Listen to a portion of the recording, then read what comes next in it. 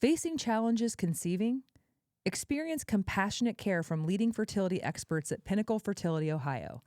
Your dedicated navigator is a call or text away for concierge support throughout your journey. Start your path to parenthood at rgiohio.com. Listen, nobody loves laundry day. But thanks to the Fluff, laundry is officially off your to-do list. Just schedule your pickup on the Fluff app, toss your dirty clothes in any bag you've got, and leave it on your front porch. The Fluff handles the rest, returning your laundry fresh, folded, and in our reusable vinyl bag in just 24 to 48 hours. Flat rate pricing means you stuff the bag full, and yes, pickup and delivery are totally free in Central Ohio. Use promo code Keri for 20% off your first order. P.S. Ask about our monthly subscription to keep life simple and your laundry done. Welcome to the Keri Croft Show. This episode has been a long time coming. For over a decade, I've carried this story close to my heart because living it was hard enough. Now telling it, that's a whole different kind of brave. But today, I'm finally ready to unpack the full journey, our personal roller coaster through infertility, loss, love, and everything in between. It's messy and it's complicated. It's layered with decisions that not everyone will understand, and that's exactly why it matters. I've stayed quiet about some of the darkest chapters, but the truth is, silence doesn't protect us, it isolates us. There are parts of this story that are beautiful. Others are gut-wrenching. Some are controversial. All of them, they're real. And I know I'm not the only one who's had to fight like hell for a dream that felt just out of reach. If you've ever had to grieve a version of life you thought you'd have, if you've ever felt like your body, your timing, or the universe betrayed you, but you showed up anyway, kept fighting anyway, and found a way to write a new ending, this one's for you.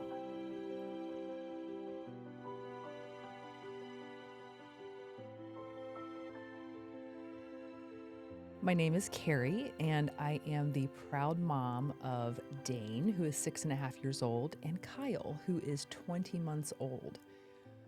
My infertility journey, looking back on it, it's still kind of hard to believe all of the stuff that we went through as a couple to try and build this family of ours. I look at where I'm at now and where our family is now, and you can't help but believe that there's a reason for things and a higher purpose for things. But man, we went through a grind, an absolute grind to have our family. Our infertility journey started in 2006. Brady and I had just gotten married in the winter, and we came off of this incredible wedding, and it was so beautiful and everything you could have ever imagined. And we had a honeymoon in Hawaii, and I was thinking to myself, wow, does it get any better than this? It was just such an incredibly, now that I look back on it, innocent and naive time. I just felt like I had gotten everything I would ever have dreamt as a little girl. And I got pregnant really easily. We got married in December, and by March, I was pregnant. It's funny, I didn't believe it. I was like, there's no way I'm pregnant. So there we were. We were on our way to see the gender. And I remember this day, it's like branded in my soul and my heart forever. But it was my mom, my husband Brady, and I. We were in the room waiting for Dr. Shepard. And I remember kind of jumping up and down. We were trying to get the baby to stir around a little bit. And we were joking around. It was obviously a very joyous occasion. It was a joyous moment. You're finding out the gender of your first baby. I mean, how exciting. And Shep Dog, as I call her now, walked in. She turned the lights off, put the jelly on my belly, and started to do her thing. And, as most people do when they're in moments like this, you're staring at the doctor or you're staring at the technician and you're looking for any sort of signs of emotion or anything going on because there's nerves underneath all the excitement. And I just noticed her disposition changed, and she was just staring sort of blank into the screen. And so my excitement kind of turned toward like, whoa, what's going on? And she said, you see that spot right there? That's the baby's brain. she's missing her cerebellum.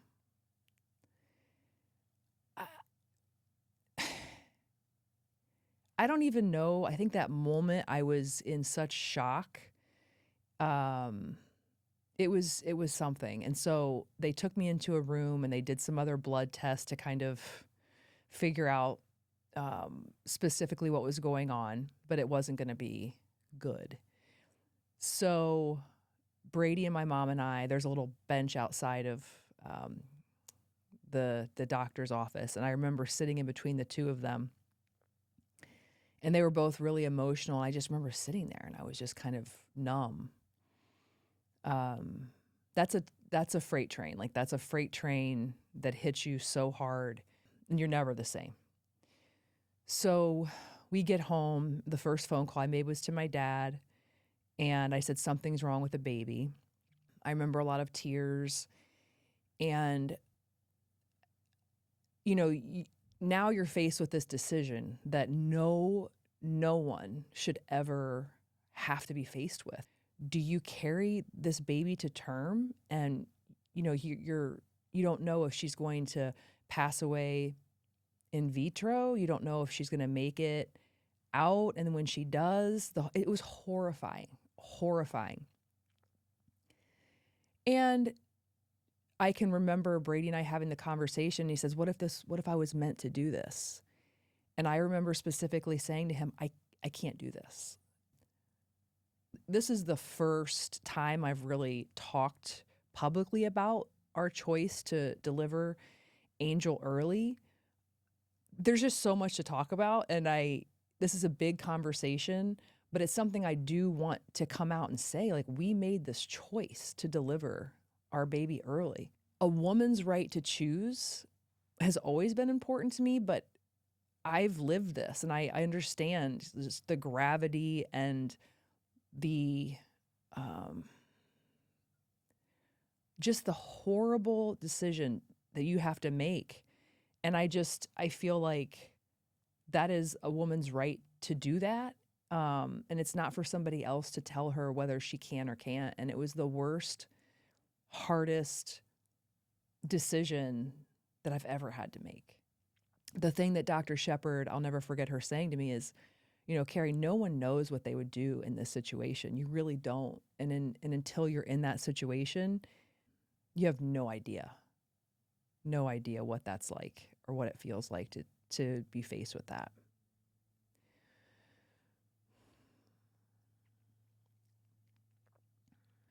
So we end up delivering Angel at 21 weeks, and the emotional and physical turmoil that followed that was intense. I don't think anybody ever prepares you for that situation. I certainly was not prepared. Based on the fact that she had a genetic abnormality that created these issues. So there was a lot of testing done. They did testing on myself and Brady. So there was about a 2-week wait, and I got a phone call from the nurse, and she said, your husband carries a balanced translocation. I'm like, okay. I'd never heard of that before. Why would I have heard of that? So then, of course, I go into full, I talked to him about it. I was actually hoping that it was me because I knew the ripple effects of that, the guilt, the shame, that was just another layer or complexity that we were going to have to deal with. So I go into research mode. I start looking into what the fuck is a balanced translocation. The genetic things that can go on when you get pregnant are wild. And you just don't know because you don't know. A balanced translocation, there are two different types. There's a Robertsonian and there's a reciprocal. And basically, your chromosomes are normal. All of them add up. But two of the chromosomes sort of flip-flop, but still create equal amounts of DNA on each side. When you go to procreate, though, since those two were switched, then it creates this clusterfuck. So we go into the world of IVF. And unfortunately for me, I was not a big egg producer. We did a couple of rounds of of IVF, and they just weren't great. So I think I had gotten maybe 6 eggs. That's not even a great number, but then when you put the fact that you've got less normal sperm, so long story short, it was not a great environment to create a normal embryo. So when you're in a situation like this where you've got statistics that you got to, get these normal sperm, you have to have a lot of eggs. The more eggs, the more chances the normal sperm hit the egg. So for me not being a great egg producer and us having this situation, it was not a great environment, clearly, to create a child. During this time when things weren't working and my age was creeping up, stress and tension are being created, all of your friends are having children, me just being the sort of relentless action, get things done person. I mean, can you imagine, with my personality and my makeup, not being able to figure out this Rubik's Cube? It was all encompassing. And I was determined to figure it out. So throughout the space and time of years, we had gone to adoption groups, decided that he was not ready for that. We had looked into sperm donor. That didn't work out. We took breaks. We went on vacations. We tried again. I mean, there's so many different ways we tried to get back on the horse, but nothing was working. And luckily for me, I have always been a business person. I've always had this drive and ambition to grow a business or businesses. And so I was able to throw myself into, at the time, corporate America. And then I took the leap and went and built this fitness brand. We had decided hey, I don't think this is going to happen for us. And so I basically threw myself into the business I was building, and I gave it everything I had and then some. And I think the positive thing from that is that it grew into a really special, with the team that we built and everything we were able to do in the community, it grew into a really successful business and community. And I was extremely fulfilled by that. And I thank God for that opportunity and the people that came across my path at that time, and that I was able to become a part of that community. And together we were able to create something really, really phenomenal. But that being said, I still had this hole. It just felt like the only way to describe it is it's this dark hole, and it feels like this emptiness. And no matter what, I just couldn't shake it. And so I went to Bali when I was 40 for my yoga training, and I spent 35 days there by myself in a hut, which was helpful, I guess. And I just remember I was just, I thought I was done, but I wasn't done. And did I always want to be a mother? Yes. I've always wanted to be a mom. But when I would think about us building a family or not being able to build a family, the first vision I would have is Brady with a child on his shoulders walking ahead of me. He's a teacher and he was a coach. Who better to be a father than Brady? And I also knew that he was stuffing. He was stuffing down the balance translocation, the guilt, the shame, us not being able to have kids. He was stuffing. And we all know what happens when you stuff. When you stuff, if it was a jar sitting here and we could see the jar and I'm throwing cotton in the jar, just keep throwing it in. It looks fine for a while, but eventually all of a sudden the cotton's going to come up. It's going to come up and it's going to bubble over. And it's the same thing that happens with your emotions. It's the same thing that happens with unresolved shit. It will bubble over.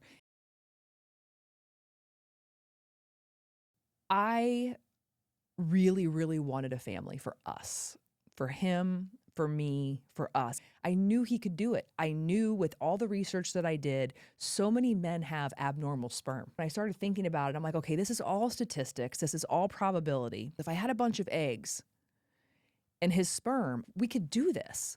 And then it hit me. I was like, wait a minute, why am I not looking at an egg donor?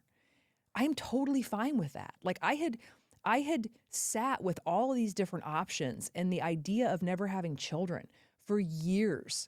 So there's no knee-jerk reaction here. Like this was a slow burn over time.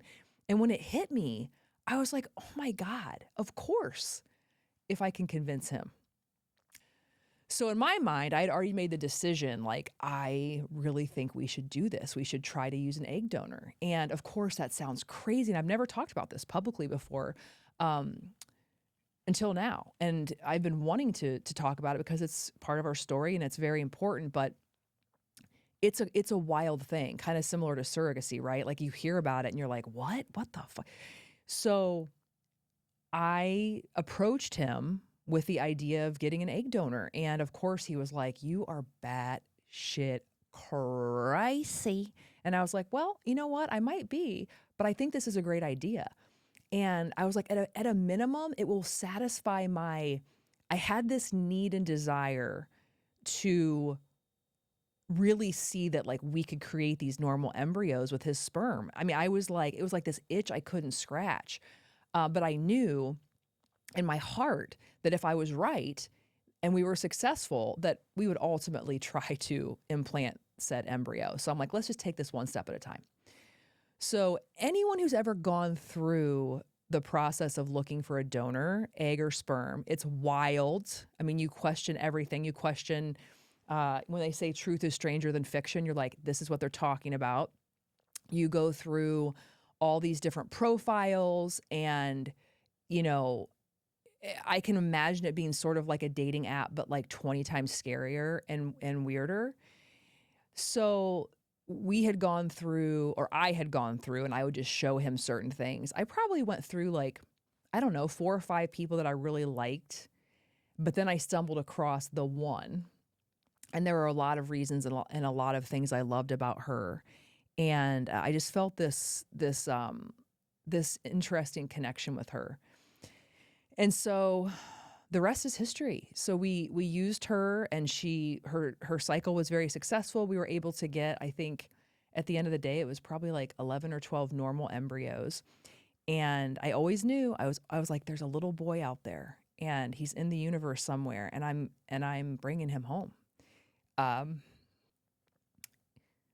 It's like I knew he was out there. It's the strangest thing. It's not the normal way. But the way that Dane came to me was like the most beautiful, and that I was, you know, using this crazy process, and it took so much courage and belief, and it took a lot of things to decide that was going to be the way things were going to go down. But ultimately too, in my heart, like I was more than okay with it. I was more than okay with it. I don't know. It was otherworldly to me. So yeah, we used an egg donor. I wouldn't change a thing with him. I wouldn't change a thing with Kyle. You know, would you ever ask for this hard situation? Of course not. Nobody would ask for it. But I would never trade these kids for anything in the world. You know, I don't know. I'm just so grateful. When I got pregnant with Dane, I was so, like, it just felt so right. I was so excited and everything was in place, and it just felt like we were in such a great spot. Of course, the pregnancy was not without drama. I mean, I'm sure that doesn't surprise you. I'll make a very long story short. I ended up with kidney stones. I was in the hospital. They noticed a short cervix. The alarm bells went off because of my situation, so they almost put me on hospital bed rest for the rest of my term. Thank God they didn't. We went home, and they watched us very closely because a short cervix can mean bad situation, which we'll get to in a little bit. But everything, thank God, ended up beautifully with Dane. Delivery was beautiful. And I mean, just, I'm so so grateful that it ended up the way that it did. As you do, we decided we wanted to have a sibling for Dane. And so implanted another embryo and everything seemed great. Took the first time, just like Dane, everything's tracking. I went to an appointment. She was tracking a little bit small. It was kind of a concern, but a lot of people out there, you've had babies that track small and they're totally fine. So it wasn't a huge deal. I went into my appointment at 16 weeks with Gwenna, who actually just dropped yesterday, and there was no heartbeat.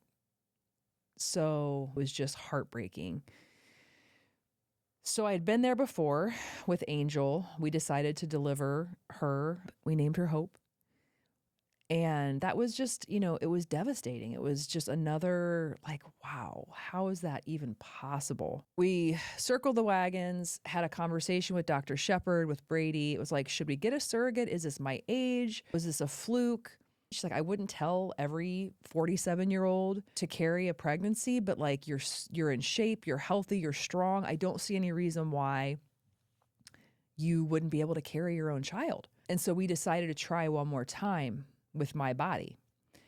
And we did the transfer. It was successful. Everything was fine. And then I went to my high risk appointment and the doctor was like, your cervix is short. You're on your way to losing this baby. It was like all these alarm bells went off. I know my age was a factor, but it was just this really emergent situation. Like if you don't get to the hospital now, you're going to lose this baby.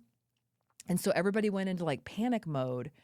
Then when I got to the hospital, they were going to do a cerclage, which if you don't know what that means, basically if you have a short cervix or an incompetent cervix, they will stitch it up in hopes that it helps to hold the baby. And there's a lot of controversy as to whether or not that's even effective. We had decided not to do it previously with Dane. But this time, when I got to the hospital, we were talking and I said, well, wait, how is this different than last time? Because I ended up carrying the baby to term without doing any intervention. And long story bearable, we decided to do the cerclage because why not do everything that you possibly can? Why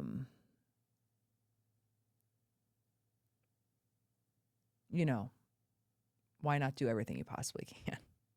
That's just something I look back on and I'm like, wow, what if I didn't make that turn? What if I decided not to do that? What would have happened? And that's where you just can't beat yourself up. But we decided to do the cerclage. It seemed to be fine, successful. I went about my way. And about a week later, I was with my best friend at her parents' house in Lima. And all of a sudden I just felt something kind of, and I was like, that can't be good. So rushed to the hospital. As it turns out, my sac had ruptured. And, did it rupture because of the cerclage? I think it did. Common sense would tell me yes, that it did. So I spent 2.5 weeks in the hospital trying to keep the baby inside. And, that was, I don't even really quite know how to describe what that was. I was super positive, trying my hardest just to like muscle through it, badass my way through it. We're going to do this. We're going to make it. And things just started to go downhill. The cord was wrapping around. I mean, there was just a lot of things that were going wrong. And ultimately, they came in and they said, we have to make a decision. Like, you need to have an emergency C-section at 24 weeks. So, Brady and I asked, the chaplain to come in, which, there we are again. Do you decide to sort of let it ride out, or do you have emergency surgery to deliver a baby at 24 weeks? I mean, how about them apples? We ultimately decided to have the emergency C-section. Jade was born at like maybe 1.5 pounds. She was beautiful. She was a fighter. Oh man. But it's another level of any parent who's been in the NICU with a child who is born that early, you get it, you know. It was so hard, so hard. She was very sick and very little, and so we spent the next 16 days with her, and I tried to stay in there with her as much as I can. And like the feeling of being so close to your baby but so far away from her, I felt so guilty that I brought her into the world in such an abrupt way. She wasn't ready to come out, and I tried so hard to keep her in and keep her safe, and I just couldn't do that. And so there she was laying there. I could grab her little fingers, and I was able to change her diaper, hold her a few times, which is pretty incredible. But ultimately, she was too fragile, and she just wasn't strong enough to stay in the world. And we lost her. We lost her.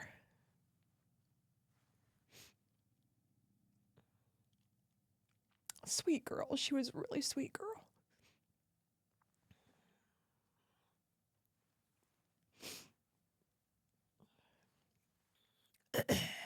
So, we lose Jade, and I can recall this conversation with Brady so vividly because we were actually still in the hospital. We had just lost her. And I looked at him and I said, this is it. This is how the story ends. Everything we've gone through. And this is how it ends. And he was standing there and he said, you know, for the last 10 years, you have carried this family on your back while I had my thumb up my ass. And those were his words. It's like, go get your surrogate. And I can remember thinking to myself, how do I go get a surrogate? How do I betray Jade like that? You know, I still am. Like, I think of her all the time. I'll never not be heartbroken over that sweet girl. Knowing that we had an egg donor, knowing that we're having kids later in life, like, I really wanted a sibling for Dane. I wanted him to have someone in his life that he fully was connected with biologically and that he had emotionally. It was important because of those things. And so that's when I began the search for our dream surrogate and figured out, you know, I talked to a couple agencies. I'm like, this seems a little odd. Let me peel back the model and figure out what they're doing. So I did. My business brain kicked in and I was super into it. And that was a distraction too. It was a good distraction for me to sort of switch off the grief and turn on that business mind and sort of figure out like, hey, I don't know that I actually need an agency here. And by the way, other people may not need an agency either. So I became submerged in the process and the idea of becoming my own agency. And so I did that. And we were able to find my dream surrogate within 3 weeks. And, you know, I think the universe gave us a break there. It was like, man, you guys have been through so much. Let's throw you the most perfect person in the world to carry your child and complete your family. And that's exactly what happened. And we had our sweet girl, Kyle, and our family is finally complete. But been putting off sitting here with it all because there's just so much of it. And it's when you get it off the shelf, it's so much. But I just hope, and I know in my heart that there's other people out there that will hear this story and hear our journey and somehow feel less alone and feel supported. And man, life can be real tough, but there can be so many beautiful things that come out of it. Ready to elevate your self-care game? Boss Gal Beauty Bar is a modern med spa offering everything from cosmetic injectables, lasers and microneedling, to medical-grade facials and skincare. Conveniently located in Clintonville, Grandview, Powell, and Easton, making self-care a priority has never been easier. Use code CROFT for $25 off your first visit. Summer's coming in hot, but is your skin summer ready? Fine lines, sun damage, melasma. If these are cramping your vibe, the Moxie laser at Donaldson will leave you glowing. Nervous about lasering your face? I tried Moxie and it was quick and gentle, perfect for first-timers and all skin types. And my results? 10 out of 10. And if you're a first-timer at Donaldson, mention the Keri Croft Show for $100 off your Moxie treatment. Don't say I've never done anything for you. Hey, Maria Milligan here with Remax Premier Choice. I grew up right here in this town. I know the schools, the parks, even the best places for coffee on Sunday morning. When you work with me, you're not just getting a realtor. You're getting a neighbor who knows this town inside and out. Let's find you a place that feels like home sweet home. Text me at 614-314-1355.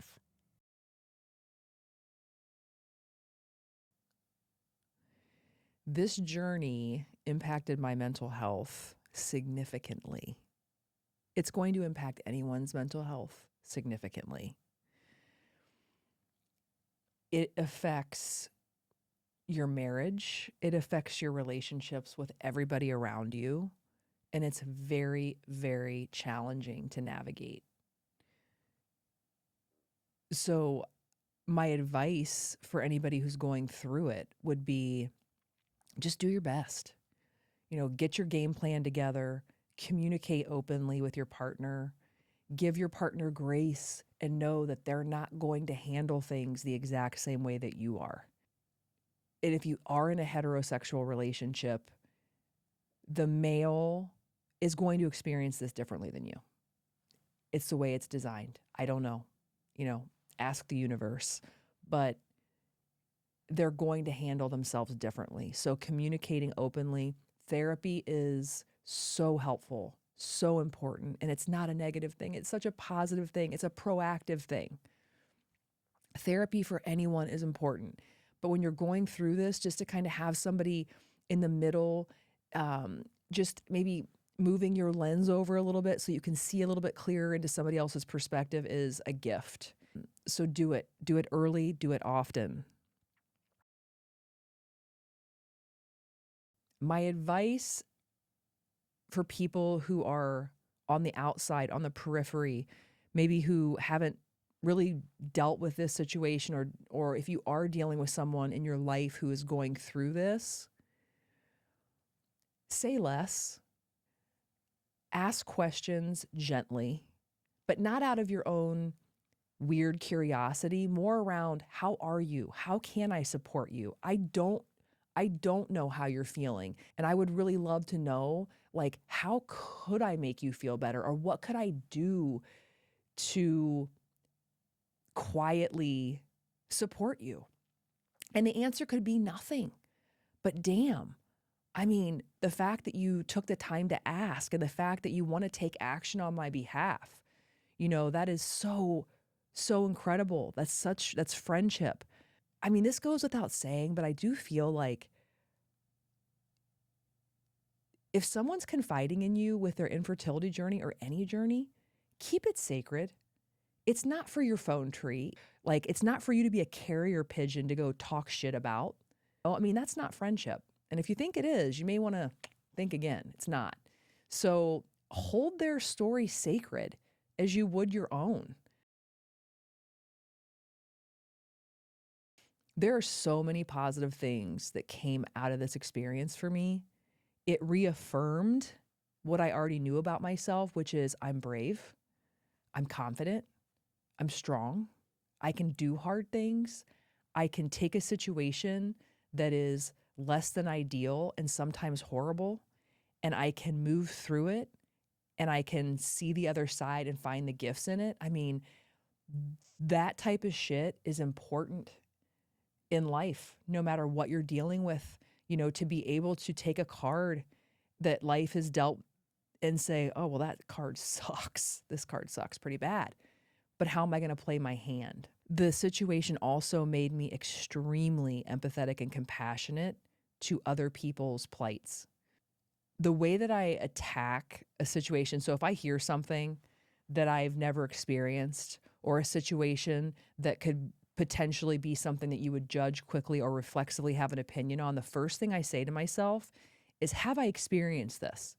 Have I walked the path that this person is walking? If the answer is no, then I step back and I, first of all, plead ignorance. I'm ignorant to this. I don't know what that feels like. And then I give grace, because when you are faced with a situation that's difficult, you deserve some grace from people, from yourself especially. And then sometimes I just shut the fuck up. I don't have to have an opinion on everything. And that's something that I'm actually really grateful that I have. I have an insane amount of compassion and wisdom around the fact that the human condition can get extremely messy and very complicated. And it doesn't warrant everybody's opinion all the time at all. Advice for someone who's considering using egg or sperm donor. So this is something that I fortunately was able to sit with for a very, very long time, and, thought I was never going to have children. And I mean, just really took my time with all of that. So by the time it came to that decision, I was like, oh my God, yes. And I was excited and totally aligned with it. And that, I think, has shown through. And we're starting to talk to Dane, dropping little bits of information so that he always knows and that Kyle always knows, and it's part of their story. You need to feel right with it. You need to sit with it and really feel rooted in the fact that it's the right decision for you. Because if it's not, and you're sort of trying to fit a square peg into a round hole, your kids are going to know that. And ultimately, these children grow into adults. And if you're not 100% with things, they're going to feel it. And so I just take your time with any of that stuff. That would be my best advice. This situation impacted my relationship significantly. And what I'll say here is, it's okay. If your marriage is going through a hard time over infertility or anything else, it's okay.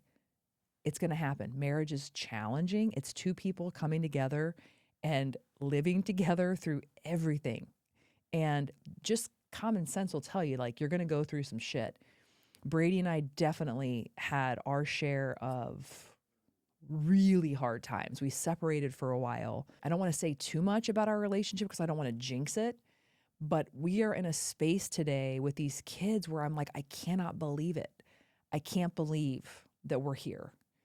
And it's so special, and I'm so proud of it. I'm so proud of the communication, the honesty, the respect. He is such an incredible, the dad that he is it far exceeds those visions that I ever had in my head about him being a father. And, I didn't know it was always going to go that way. We went through some really hard times, and he went through some really hard times individually facing all this. I mean, imagine it. You discover you have this situation that caused an issue with your daughter that you had to deliver early. I mean, what a grind mentally. And then, your wife's trying to, get you to use a sperm donor or adopt or get an egg donor or use a surrogate. All these things are wild and are going to impact you mentally. And so, yeah, we went through really, really, really low times. And I tell you that because if you are going through a really low time, there's hope. There really, really is. You have to work hard and love each other and see yourself through that person's eyes and just be willing to be malleable and, I don't know, fight. If something is worth it, fight for it. I just don't think we fight for things enough anymore. I just, things that are worth it, you have to fight for. So fight. Damn it. If you've made it to the end of this episode, thank you. Truly, it means more than I can put into words. This story wasn't easy to tell, but I know that somewhere out there, someone needed to hear it. If that someone is you, please know you're not alone. And if this episode moved you, if it made you feel seen, heard, or just a little less alone, I would love for you to share it. Tag me on Instagram, shoot me a DM, leave a comment, or drop a review. I read every single message, and your words remind me why this work matters. You can find more resources, ways to connect, and everything I'm building over at kericroft.com. Thank you again for listening. Thank you for holding space. And thank you for being part of this conversation. And until next time, keep moving, baby.